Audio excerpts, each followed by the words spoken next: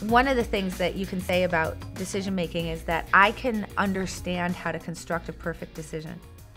But if I'm not thinking rationally about it, it doesn't matter if everything else about the decision is done perfectly.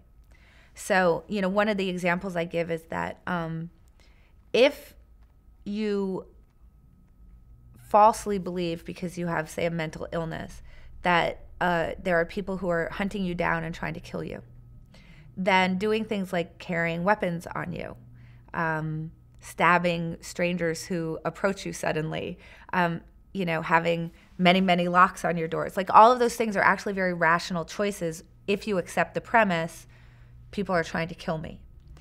But the premise itself is irrational, it's ill-conceived.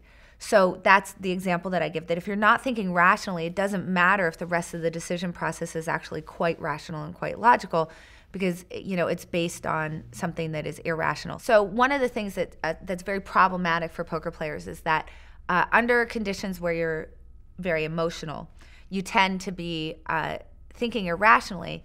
But when you're in what's called a hot state, when you are in an emotional state, you often don't know that you're thinking irrationally. So we have all sorts of aphorisms in the English language that are supposed to deal with this, like take 10 deep breaths.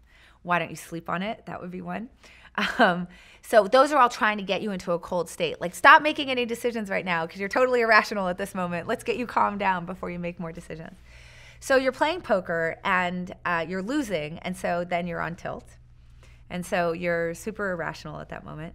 And someone walks up to you and says, hey, we have a dinner plan. We were supposed to go to dinner at 8. I've been waiting at the restaurant. You weren't there. I've come to get you. Quit the game.